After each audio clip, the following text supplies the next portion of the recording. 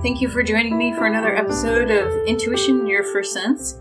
In this episode, we are going to talk about the hard no. I'm sure you've heard this if you're doing any kind of self-help reading or expansion, or even just being on social media, where they say, oh, this is a hard no. No, that's a hard no for me. Nope, that's definitely a hard no. And I find it both understanding and interesting and funny. So all three, not a both. When people say, you want me to go out in public and hang out with people, that's a hard no. Because I get that feeling. Intuitively, I have felt like, absolutely, that's going to be so much fun to go. And then I'm like, I don't really want to. And might still love the people, but it's the idea of connecting with people or being in other people's energy at the time, just that. Nope, that's a hard no. With the hard no, though, I feel like the alternative, and this came up in another coaching session, and I thought I'd bring it forth. See, this is why I could never stop doing one-on-ones. It gives so much joy to my life, but it also brings so much content. Because if we're not engaging and having conversations, I could just be sitting here talking about stuff that's totally boring that I've experienced, but not necessarily what's in the best interest to you listening. So I was talking with someone, and I knew that she had such an appreciation for how things felt. Tactile, emotionally, connectively, all of that. She just loves the feelings. And we were talking about boundaries and about the hard no and about decision making. And I agreed with her that sometimes the head just gets in the way and you can feel what's best and not necessarily follow it because your subconscious or your programming gets in the way. So what we decided was we were going to use, and I'm going to teach you this process right now too for you to try. Maybe if you're not driving, maybe wait till you're done if you are driving, and of the yummy yes, of feeling when something is so right, you just know it's a yes. You can feel that I have to go for that. And it doesn't always make sense. And when things are really spirit-led, it most likely won't make sense. And I don't see that as a test as much as I see that as I'm just not aware of the bounty or the beautifulness or the expansion or the joy, love, abundance that is there for me yet. But spirit is. They know. And I just don't know yet. And that's why when manifesting, I will always add or more when it comes to working with amazing people, opportunities, collaborations, and things that I am not going to see from my limited human experience, but I know that my guides, the angels, and ascended masters and source have for me. So the yummy yes is a way of being able to feel into that directional sense for you. And if you get used to it and you can feel that's what it is, it won't matter if it's a vehicle that you're purchasing, a person that you might be interested in dating, a job opportunity, a hike that you have planned, dinner that you're ordering. I mean, I would love for people to start with this because could you just have an opinion? That would be great. And even if that's a hard no for me because I don't want to eat that tonight. Ooh, you know what's a yummy yes? I want to have this. And a couple weeks ago, this happened dinner time.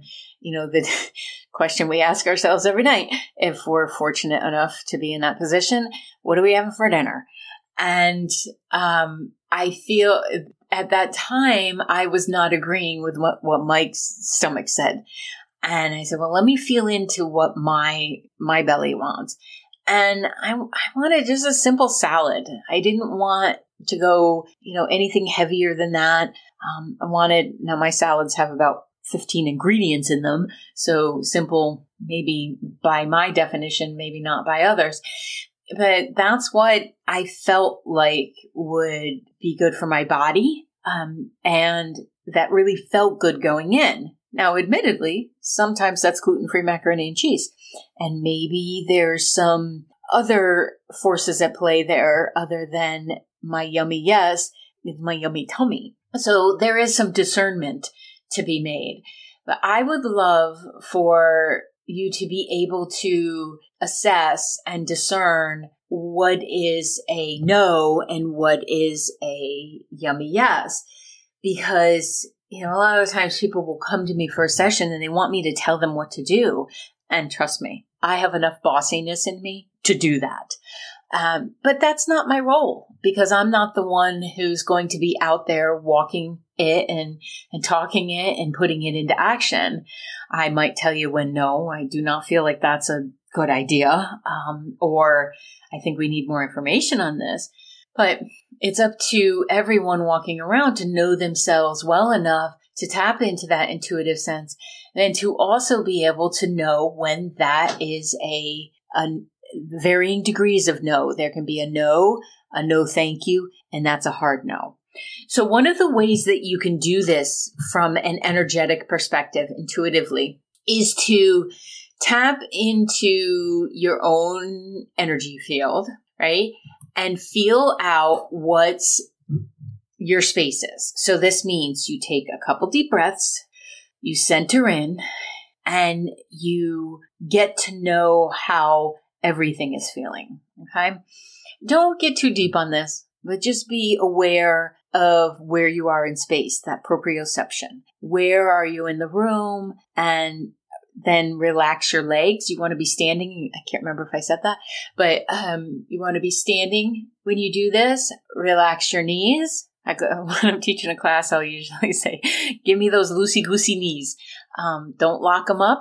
Give me the loose knees. And then it helps to close your eyes, I feel, the first time you do this, because the sensation can be greater for you. It's just easier to feel, to figure it out. So what you're going to do is you will ask, in the name of the light, show me your yes. And then you pause. And I'm going to say 99.9% of the people that I work with will have a motion that happens. I'm not going to tell you what your motion is in your body. Some people go to the side to side. Some people go forward. Some people do circles. Some people just go forward. It's not up to me to decide what your magnet is going to do with this. But once you have movement, what you'll do is you'll say, thank you. And that it's like ending the sentence. You put a period there, exclamation point. Then you take another breath. Make sure you still have loosey-goosey knees. And then you ask, in the name of the light, show me your no. And again, there will be movement. There may be no movement for a no. Sometimes people just stand stock still. And that can be a little challenging the first couple of times, because you think, oh, it didn't work, or I'm bad at this. That's not the case. You ask for a no, and your no might be no movement. So in the 20-something years I've been doing this, mine has not changed the direction I go for either. However, I ask almost every time just to reestablish, because, man, you never know. So then when you have your no, you say thank you. And that ends the process again, right? So it gives you the opportunity to feel like, okay, so my yes is forward and back. I do both directions. And my no is left to right. I will feel my body move left to right. And after doing this for so many years, I now feel this in my stomach. My body itself does not move. And sometimes when I'm working with someone and I feel like what I've said has hit for their energy, and they're telling me that feels off, or I'm not sure about that, because you know how sometimes we're just scared. And I know I've had this in therapy when my therapist would suggest something, I'd be like, no. And then 5 minutes later, I'm like bawling and saying yes, which is a wonderful thing, that you're seen that well and known. Did you know that most people work with me as a coach because they want to move forward in their professional lives?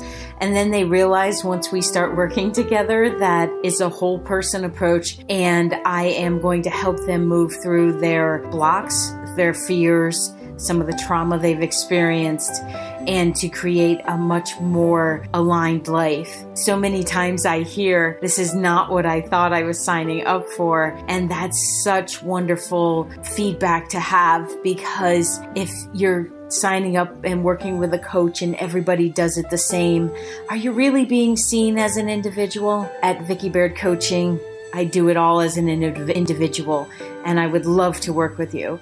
Go to vickibaird.com to check it out and see if you'd like to work with me.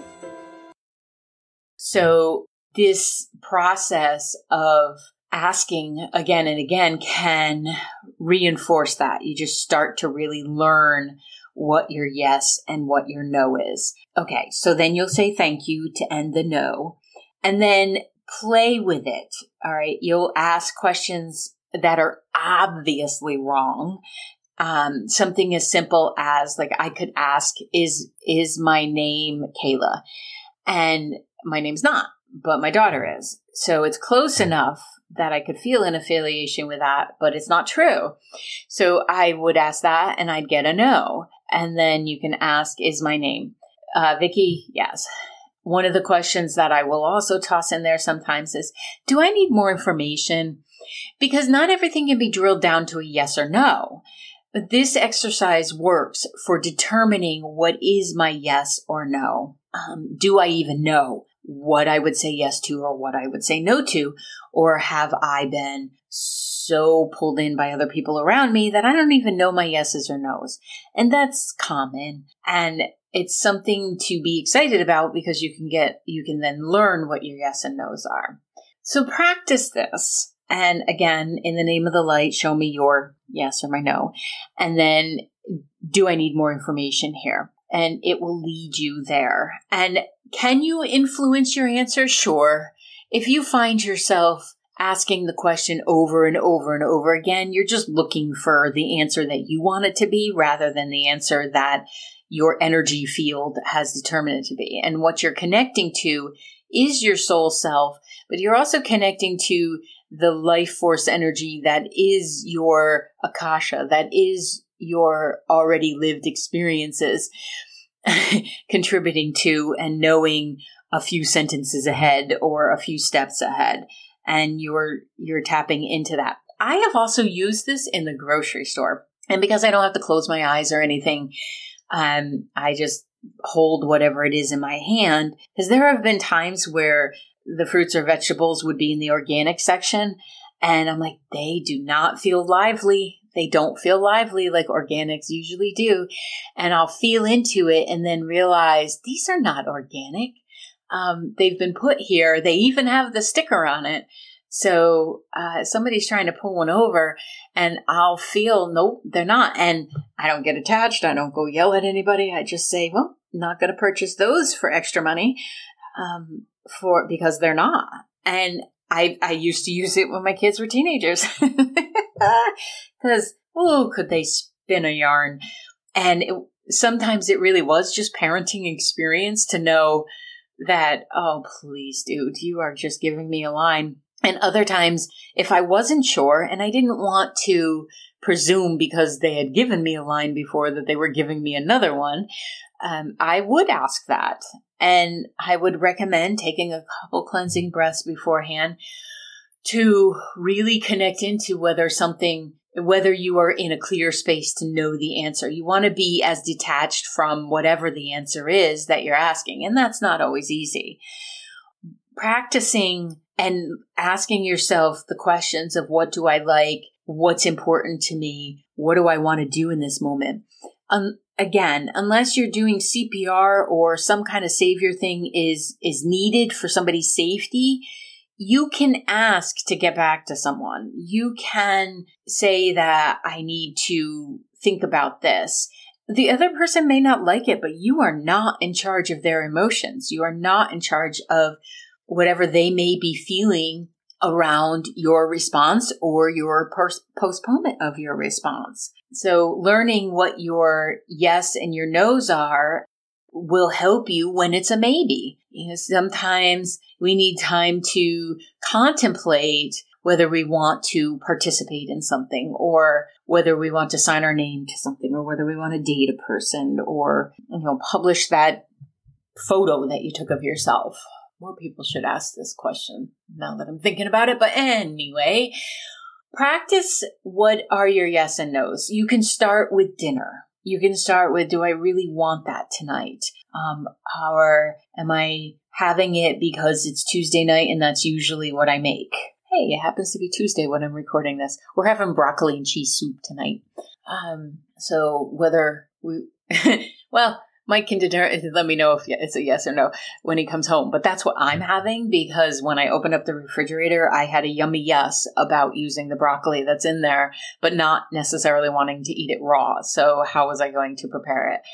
So you start with things like that, and don't underestimate the effort that's there as building your intuitive muscles. So you can't hold a minute plank until you've fallen out of a plank at 15 seconds, fallen out of plank at 30, fallen out of a plank at 45. Trust me. The holding the minute one will feel more glorious because you have worked up to that, and so will becoming more effective with your yeses and your nos, because you will be answering them from a place of true alignment within yourself and not influence of others on your energy field. The yummy yes will take a little bit of time to get to. So I'm not suggesting that you're going to jump immediately to the yummy yes, where you're solid in knowing what it is. But I am saying that the more you practice, the more you will find that it's easier to do. It's easier to get right there. So maybe you're no longer saying, I need to get back to you on that.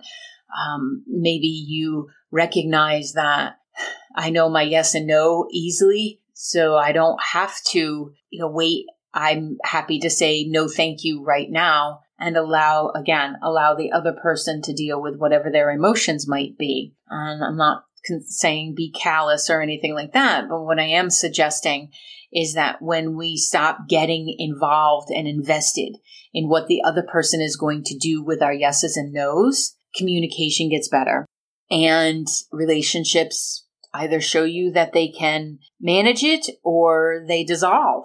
And that knowing that comes from understanding yourself and where you want to be and how you want to be, it's priceless. There's not really a way to measure it, I don't think, other than in the joy factor. And this is something that I feel like we're all here to do, is to experience joy in being human. So let me know how you go about with your yeses and your nos. And I call that the human pendulum. So if you hear me refer to that on other episodes, that's what I call that, because basically you're becoming the biggest magnet in the room and you're drawing in your helpers and your most knowing self to be able to direct yourself in what's in your best interest. I've done this when buying a car. I did this when somebody asked me to collaborate, and it seemed foolish to say no to the offer that was there from a financial standpoint. But no matter how I looked at it, I got a no on it. And thankfully I didn't, because the person ended up not to be in the highest integrity. So I didn't have to unwind myself from something. I had to stand there and say, I hear that you're disappointed. I understand that you were counting on this, and yet it's not my responsibility to carry another adult. And boy, I know that's tough. But the more you practice your yes and no's, the easier that becomes. And teach kids this. Help them to tap into that energy of it, because it will help them in deciding to go to that party or get in the car with someone, or eat that food, or take that course, or take that job. So help them. That's our yummy yes and no thank you episode. And I thank you for being here. I hope you're well, and I will see you in the next episode. Thank you for listening to Intuition, Your First Sense. As always, please like and subscribe to this podcast wherever you are listening to it. Leave a review and take a minute to share it with a friend. You can find me all across social media at Coach Vicki Baird, and you can book a virtual session with me from wherever you are in the world at vickibaird.com/booking. That's VICKIBAIRD.com/booking. Thank you again, and see you on the next episode.